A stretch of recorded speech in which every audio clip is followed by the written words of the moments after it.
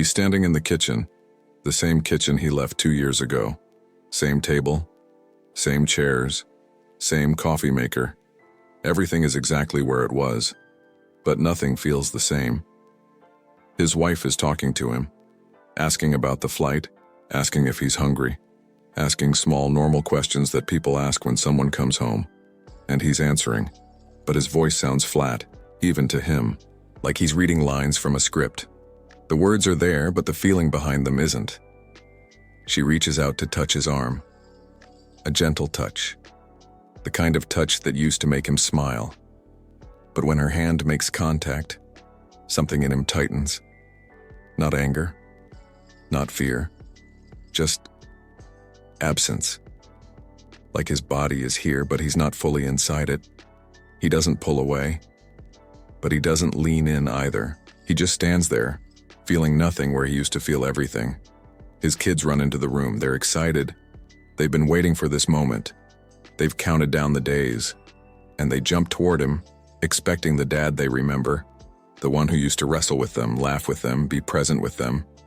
But the man standing here doesn't know how to do that anymore.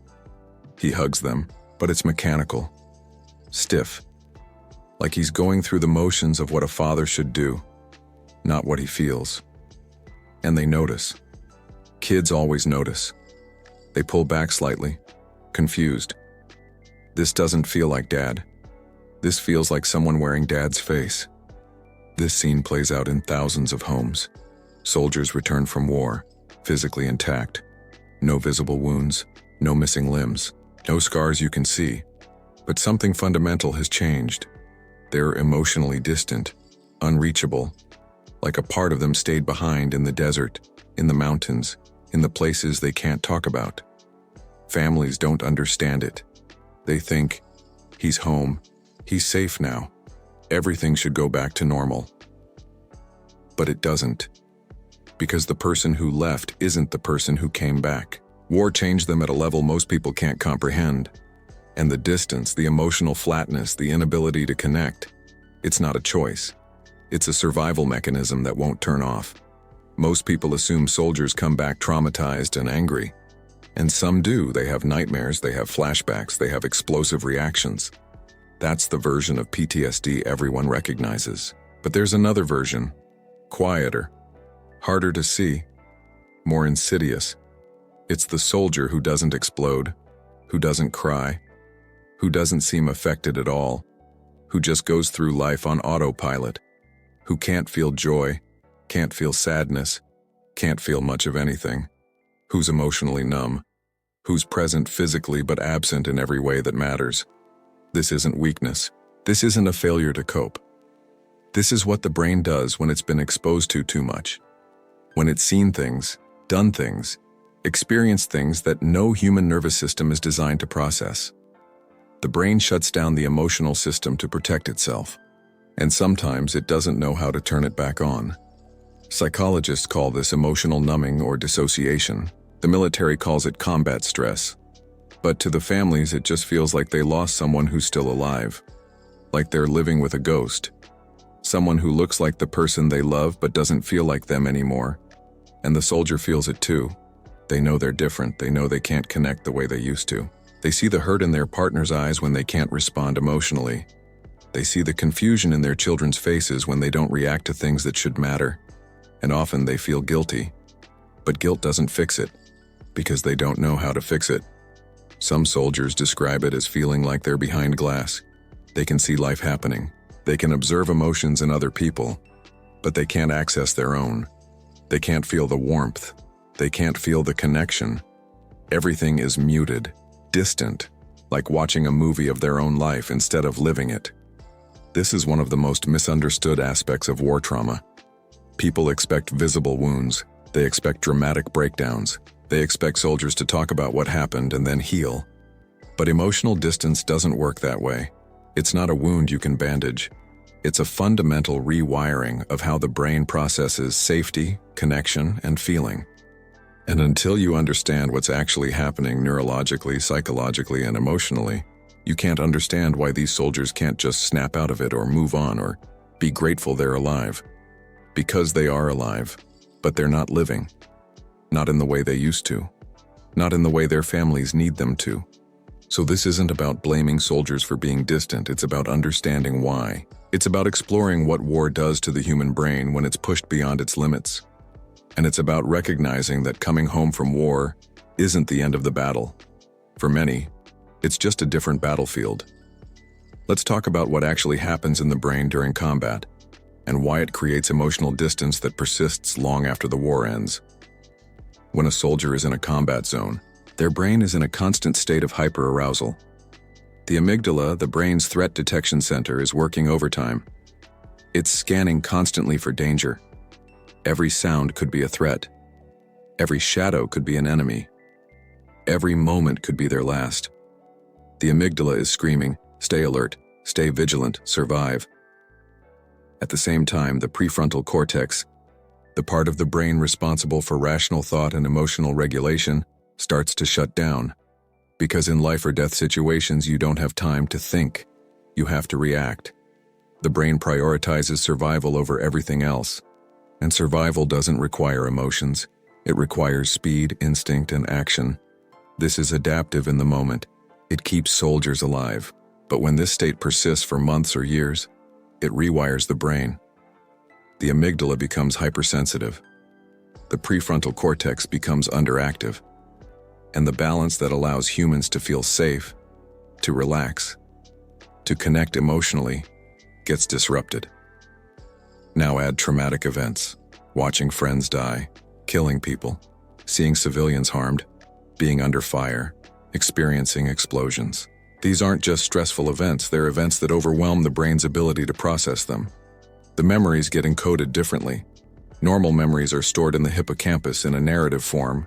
You can recall them, talk about them, place them in time. But traumatic memories often bypass the hippocampus. They get stored in the amygdala as fragments, images, sounds, smells, sensations. Without context, without timeline, just raw, unprocessed experience. This is why veterans often can't talk about what happened. It's not that they don't want to, it's that the memory isn't organized in a way that language can access. It's stored as a felt sense, not a story. And when something triggers that memory, the body reacts as if the threat is happening right now. Heart racing, sweating, hypervigilance. Even though rationally they know they're safe. But here's the part that creates emotional distance. Chronic stress rewires the brain's reward system. Dopamine, the neurotransmitter associated with pleasure and motivation, becomes dysregulated. Things that used to bring joy, spending time with family, eating good food, watching a sunset, no longer activate the reward pathways the way they should. The brain has spent so long in survival mode that it's forgotten how to experience pleasure. Neuroscientists call this anhedonia, the inability to feel joy. And when you can't feel joy, you can't feel much of anything. Emotions flatten. Life becomes gray. There's also autonomic nervous system dysregulation. The nervous system has two main states: sympathetic, fight or flight, and parasympathetic, rest and digest. Healthy people move between these states fluidly. But soldiers who've been in prolonged combat often get stuck in sympathetic overdrive. Their bodies are always preparing for threat even when there is none. Or, and this is key, they swing to the opposite extreme: parasympathetic shutdown. This is when the nervous system, overwhelmed by constant activation, just turns off. It's called the dorsal vagal state, and it's the body's last-ditch survival mechanism. When you can't fight and you can't flee, you freeze, you dissociate, you emotionally flatline. This state feels like being underwater. Everything is muffled, distant. You're moving through life, but you're not really there. And this is where emotional distance lives. It's not a choice, it's the nervous system protecting itself the only way it knows how. There's also moral injury to consider. This is different from PTSD, though they often overlap. Moral injury happens when soldiers violate their own moral code or witness violations they couldn't prevent, when they kill someone who might have been innocent, when they follow orders that feel wrong, when they see atrocities and do nothing because they can't. Moral injury creates a deep sense of guilt, shame, and disconnection from humanity. And one way the brain copes with that unbearable weight is to shut down emotional processing entirely. If you can't feel, you don't have to feel the guilt. If you're numb, you don't have to face what you've done or what you've seen. Then there's hypervigilance masquerading as emotional distance. To family members, the soldier seems checked out. But internally, they're constantly scanning for threats. At the dinner table, they're positioned to see all exits. At the park, they're watching everyone's hands. In the car, they're tracking every vehicle. They're not emotionally distant because they don't care. They're emotionally distant because all their cognitive resources are being used to monitor for danger that isn't there. Research shows that veterans with PTSD have measurable changes in brain structure.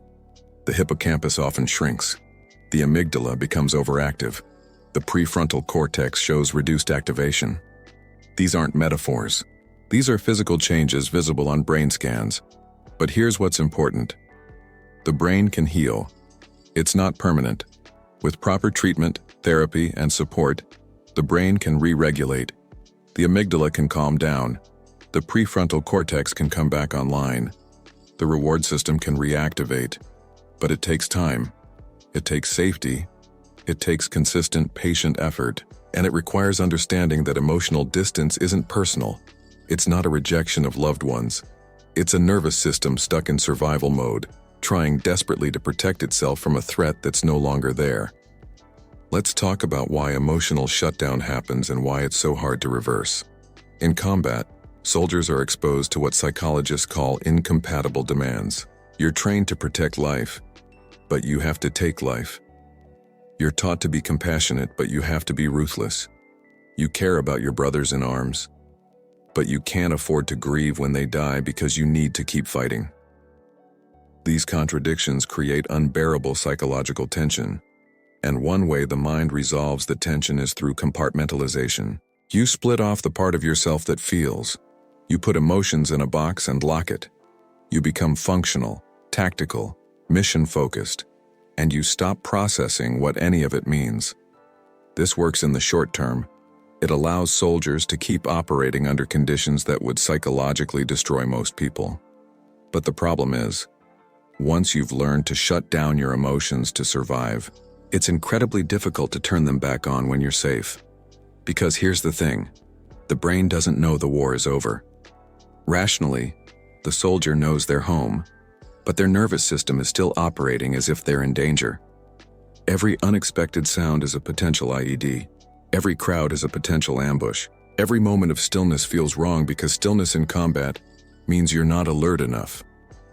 So the emotional shutdown that was adaptive in war becomes maladaptive at home.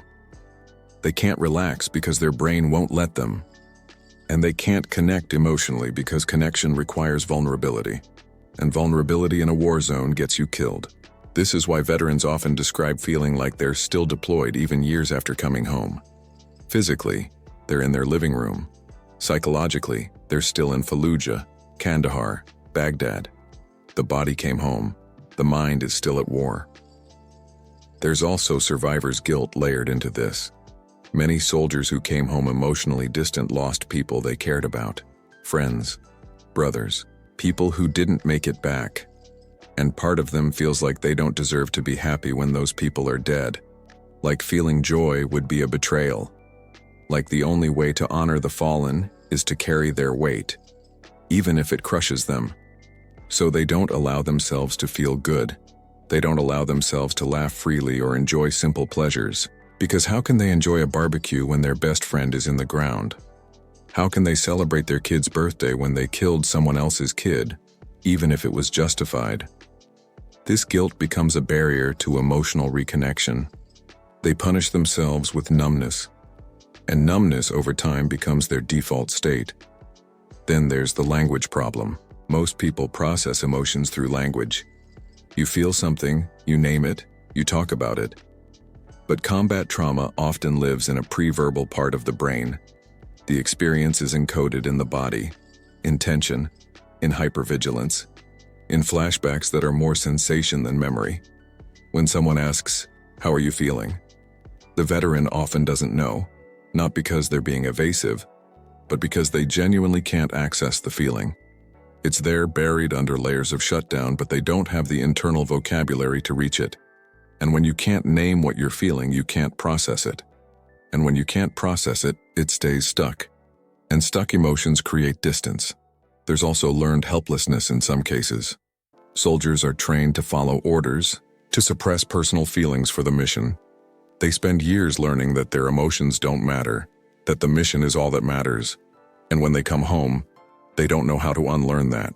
They don't know how to prioritize their own feelings or their family's needs over the ingrained patterns of obedience and suppression. Some veterans also experience what's called emotional blunting.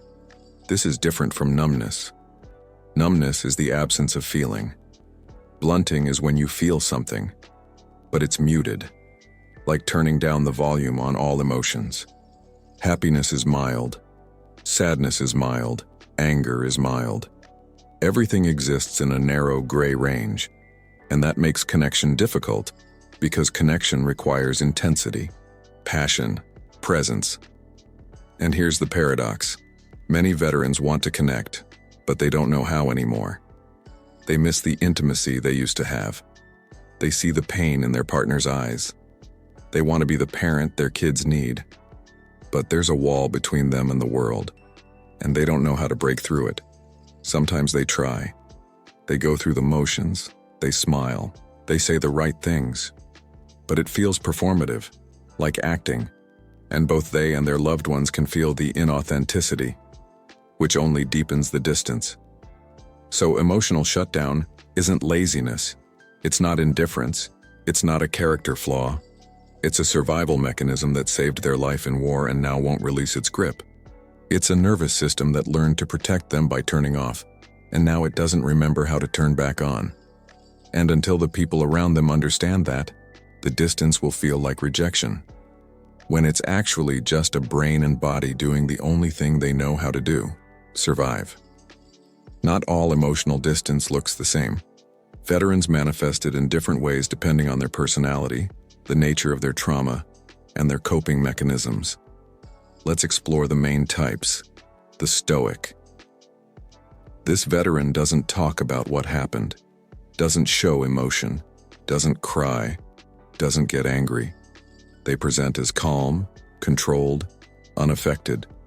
To outsiders, they seem strong, but internally, they're locked down. They've equated emotional expression with weakness. They believe that to break down would be to admit failure, so they hold everything in. The cost is enormous. The pressure builds, and eventually, it either explodes or implodes. Physical health deteriorates, relationships crumble, but they still won't open up because vulnerability feels like death. The hypervigilant.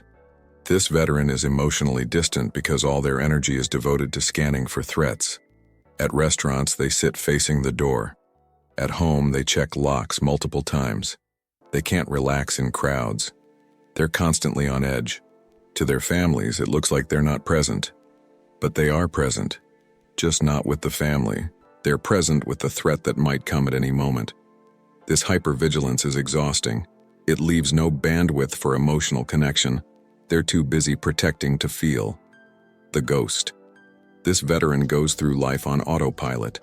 They show up physically, but they're emotionally absent. They work, they eat, they sleep. But there's no passion, no engagement, no spark. They're like a robot executing a program. They function, but they don't live. This often happens when the trauma was so overwhelming that complete dissociation was the only way to survive it. And now dissociation is their permanent state. They're not avoiding emotions. They genuinely can't access them. The angry. This veteran channels all emotion into rage. They don't feel sadness, so it becomes anger. They don't feel fear, so it becomes anger. They don't feel vulnerability, so it becomes anger.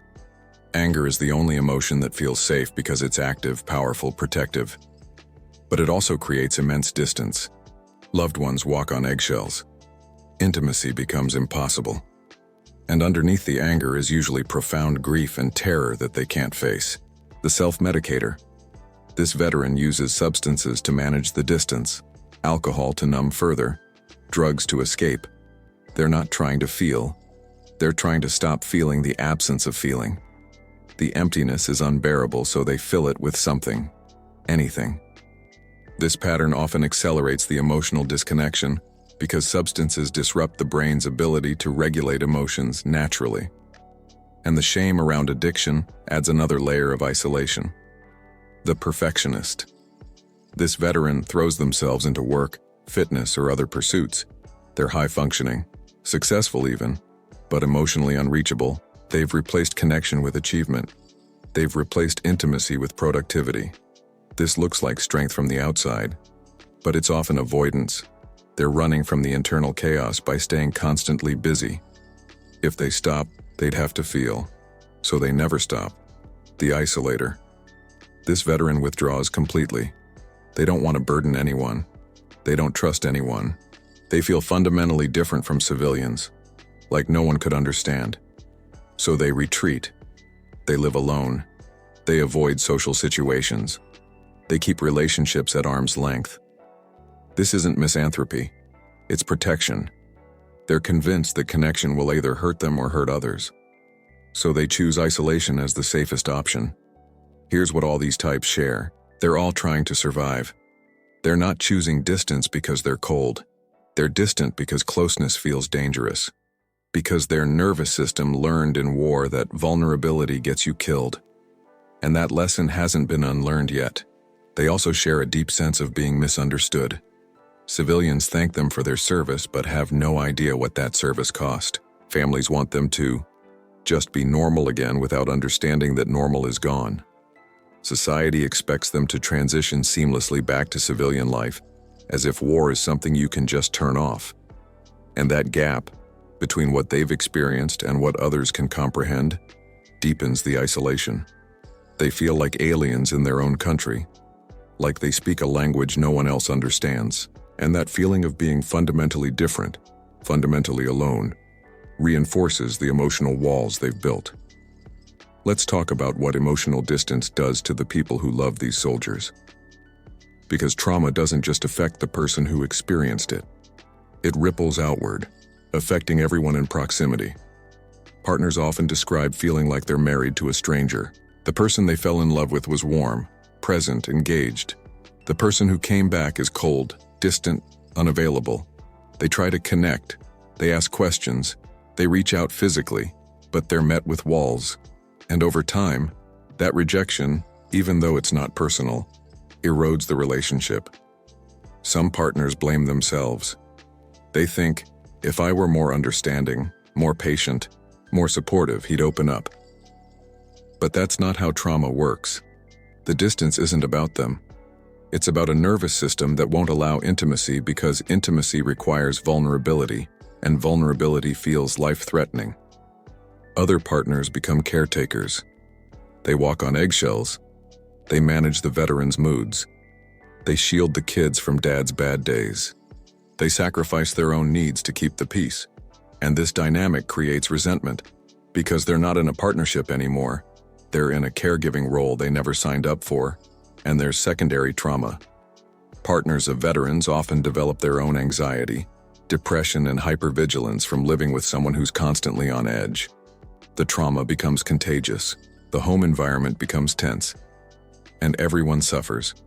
Children are especially vulnerable. Kids need emotional availability from their parents. They need presence, warmth, attunement. But when a parent is emotionally shut down, kids internalize that as rejection. They think, Dad doesn't care about me, I did something wrong.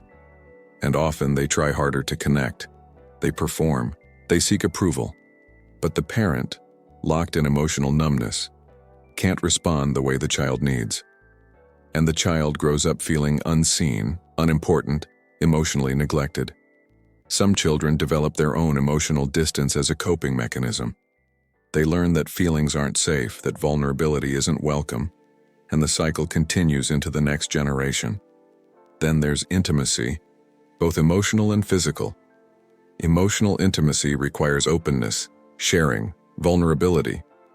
Physical intimacy requires presence, connection, trust. But veterans who are emotionally distant often can't do either.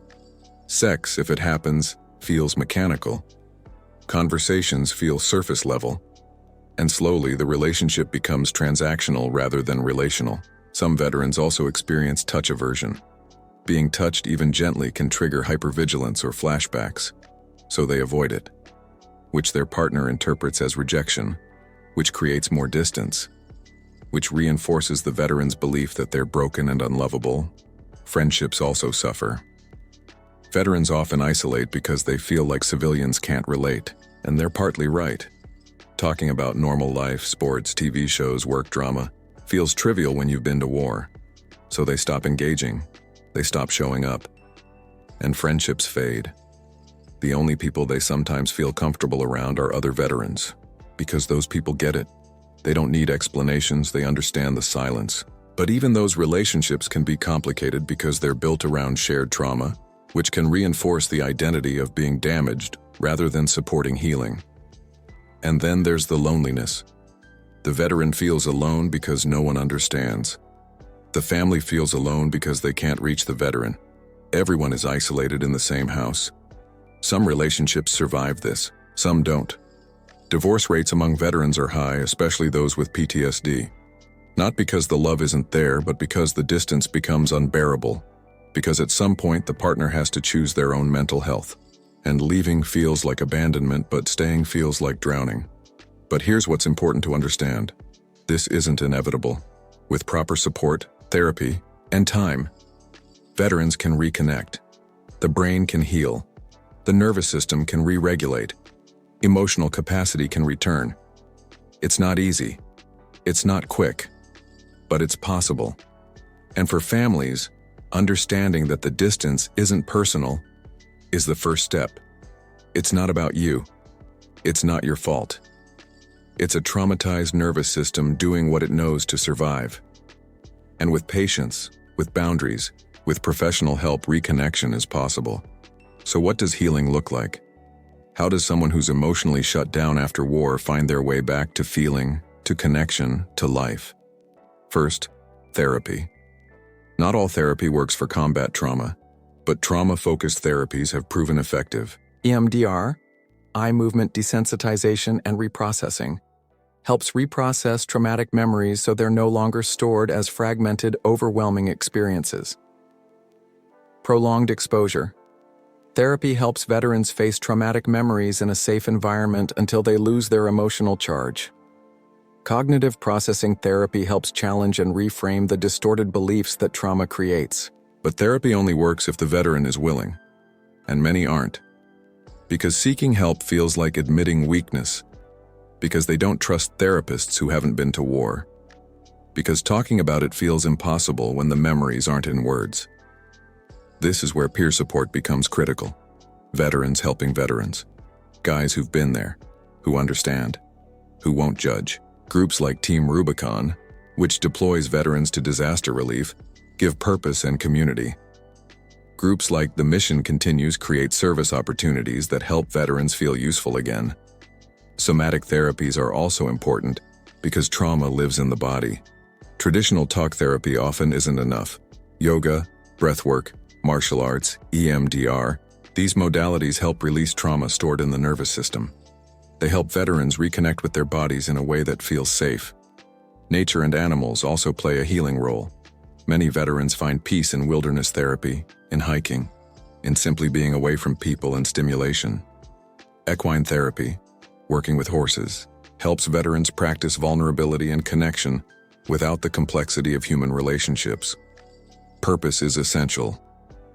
Viktor Frankl, a Holocaust survivor, said that the one thing that can't be taken from you is your ability to choose your attitude and find meaning. Veterans who find a new mission, whether it's advocacy, mentoring, creative work, or service, often heal faster, because purpose gives a reason to re-engage with life. Patience from loved ones is crucial, but so are boundaries. Families need to understand that healing isn't linear. There will be good days and bad days, progress and regression, but they also need to protect themselves. Enabling destructive behavior doesn't help anyone. Setting limits, insisting on treatment, taking care of their own mental health, these aren't acts of abandonment. They're acts of love. Medication can help in some cases. SSRIs can reduce hyperarousal and intrusive thoughts. Prazosin can reduce nightmares. But medication alone rarely solves the problem. It's a tool, not a cure. Time also matters. The brain needs time to re-regulate. The nervous system needs repeated experiences of safety before it can believe safety is real. This can take years, and that's okay. Healing from war isn't a sprint, it's a marathon, and sometimes it's a lifelong journey. But here's the hope. Many veterans do heal. They find ways to reconnect. They rebuild relationships. They rediscover emotions. Not the same as before. They're changed. War will always be part of them. But they learn to integrate it rather than be controlled by it. They learn that emotional distance protected them once, but it doesn't serve them anymore. They learn that vulnerability isn't weakness, that asking for help isn't failure, that feeling again, even painful feelings, is better than feeling nothing. And some veterans, through the process of healing, become some of the most empathetic, present, emotionally aware people you'll ever meet. Because they've been to the edge, they've lived in darkness, and when they come back, they understand the fragility and preciousness of connection in a way most people never will. If you're a veteran reading this, know that the distance you feel isn't permanent. Your brain can heal. Your nervous system can calm. You can feel again. But you have to do the work. You have to ask for help. You have to give yourself the same compassion you'd give a brother who's struggling. If you're a family member, know that the distance isn't your fault. It's not about you. But also know that you can't fix this alone. Get support for yourself. Set boundaries. And understand that love sometimes means letting go if the relationship becomes unsafe. And to everyone else, when you thank a veteran for their service, understand that the cost of that service often extends far beyond the battlefield. Into homes, into relationships, into the quiet, invisible struggle to feel human again. They gave more than you know, and they deserve more than a handshake. They deserve access to quality care, understanding communities, and a society that honors their sacrifice not just with words, but with real support. If this resonated, share it. Let's create more awareness around the invisible wounds of war. And if you want more explorations of the human mind under extreme conditions, subscribe.